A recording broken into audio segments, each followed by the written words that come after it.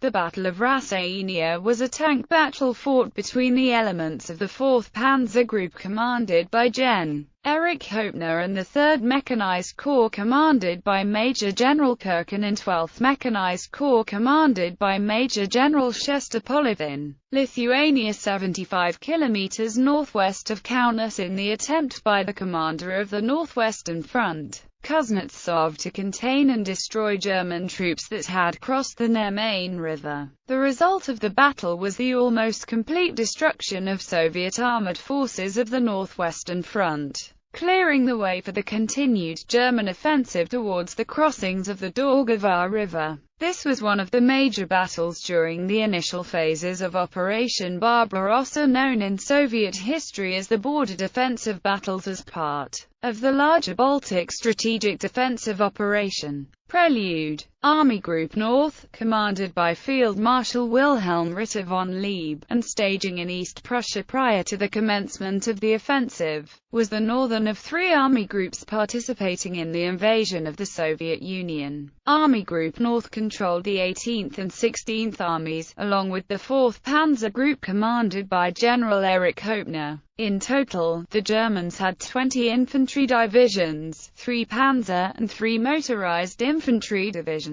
Air support was provided by the 1st Air Fleet. The military administrative control over the Baltic Republics area where the Army Group North would be deployed was exercised by the Special Baltic Military District, which after the invasion was renamed into the Northwestern Front, commanded by Colonel General Kuznetsov. The front fielded 8th and 11th Armies with the 27th Armies in its second echelon. Altogether, Northwestern Front had 28 rifle, 4 tank, and 2 motorized divisions. The operation. Army Group North's 4th Panzer Group advanced in 2 spearheads, led by the 41st Panzer Corps and 56th Panzer Corps. Their objectives was to cross the Neman and Daugava, the most difficult natural obstacles in front of Army Group North's drive towards Leningrad. German bombers destroyed many of the signals and communications centers, naval bases,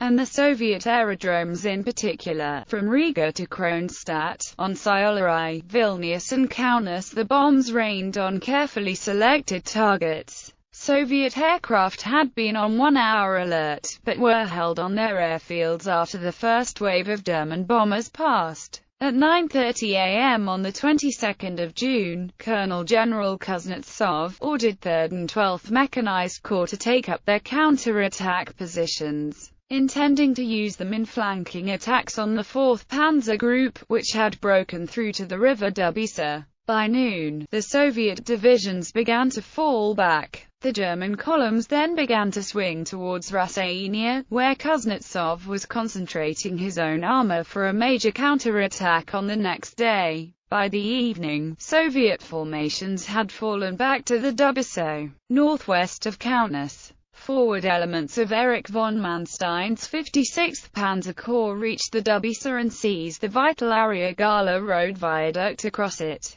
Without this crossing, Germans' tanks might have been trapped in what was a giant natural tank ditch. A dash to Vinsk would have been wholly ruled out.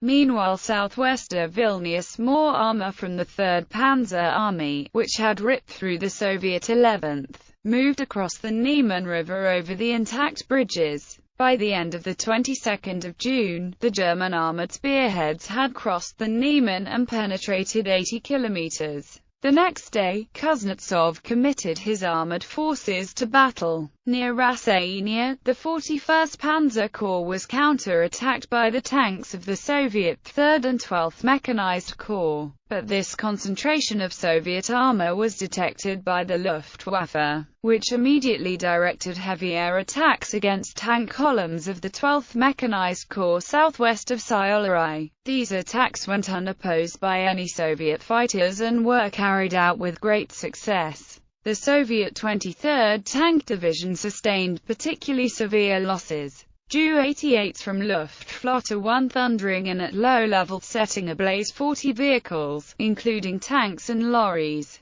The battle would last 4 days. It was here that German forces encountered a unit equipped with the Soviet KV heavy tanks for the first time. Gen. En. Solyankin's 2nd Tank Division from Soviet 3rd Mechanized Corps attacked and overran elements of the German 6th Panzer Division near Skardweil on 23 June. The Germans' Panzer 35 tanks and anti-tank weapons were practically ineffective against the Soviet heavy tanks. Some of them were out of ammunition, but closed with and destroyed German anti-tank guns by literally driving over them. Attempts to destroy these armored giants concentrated on first immobilizing them by firing at their tracks and then by tackling them with artillery, AA guns, or by blowing them up at close range by high explosive charges of the sticky bomb type. An account by the Thuringen 1st Panzer Division describes this battle. The KV-1 and KV-2, which we first met here, were really something. Our companies opened fire at about 800 yards, but it remained ineffective. We moved closer and closer to the enemy, who for his part continued to approach us unconcerned.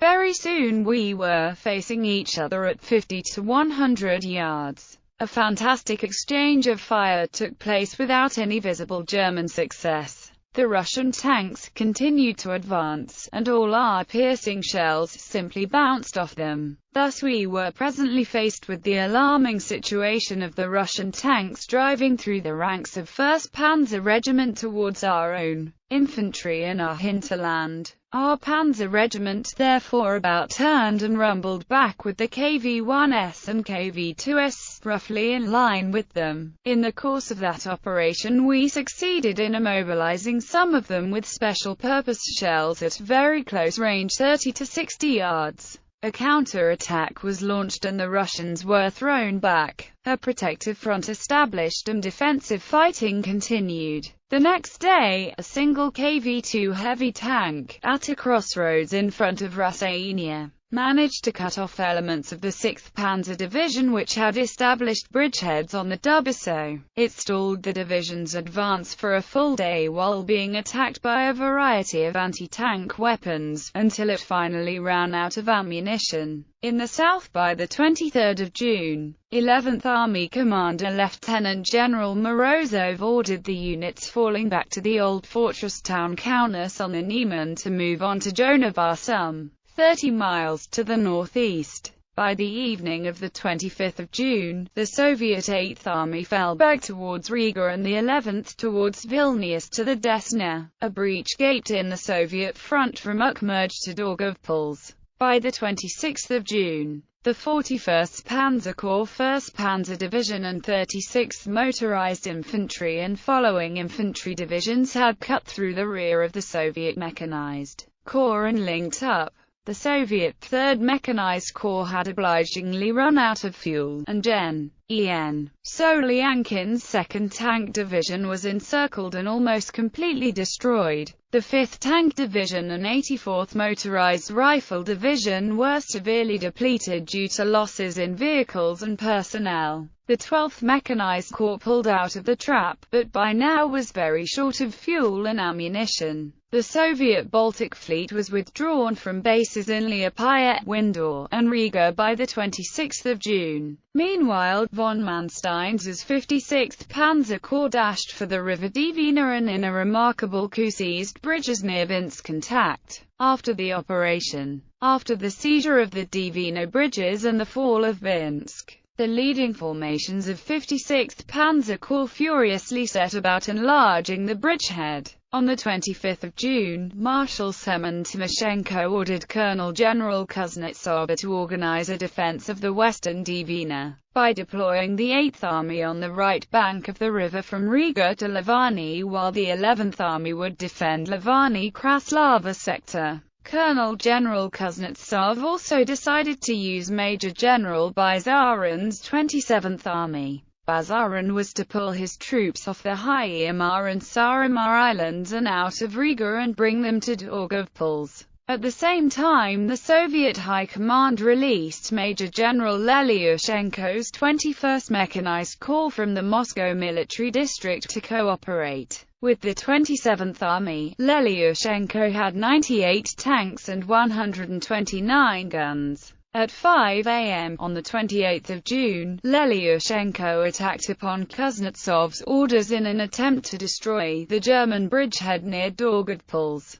Von Manstein halted on the Dvina, but attacked on the next day, striking along the Daugavpils-Ostrov highway. At Riga on the afternoon of the 29th of June, the Germans crossed the railway bridge over the Dvina. On the 30th of June, Soviet troops withdrew on the right bank of the river, and by the 1st of July were in retreat to Estonia. A priceless opportunity now offered itself to the Germans. An immediate drive forwards would make it almost impossible for the Soviets to defend Leningrad. However, it was not to be. Orders received with disbelief by the tankers were to wait for the infantry to arrive. In the end, the wait would last almost a week. Colonel General Kuznetsov was removed as front commander by Timoshenko, and 8th Army Commander Major General Sobennikov took over the front on the 4th of July. Timoshenko issued a directive on the 29th of June to the Northwestern Front stipulating that in the event of a withdrawal from the Daugava, the next river line, the Velika Yar, was to be held and every effort made to get Soviet troops in place there. Despite this, the river Velika Yar line fell rapidly on the 8th of July, with the rail and road bridges remaining intact. Pskov itself fell on the evening of the 9th of July. The 11th Army commander was therefore ordered to move to Dno. The crumbling of the Northwestern Front on the Velika Yar and the German sweep to Luga were grave setbacks for the Soviets,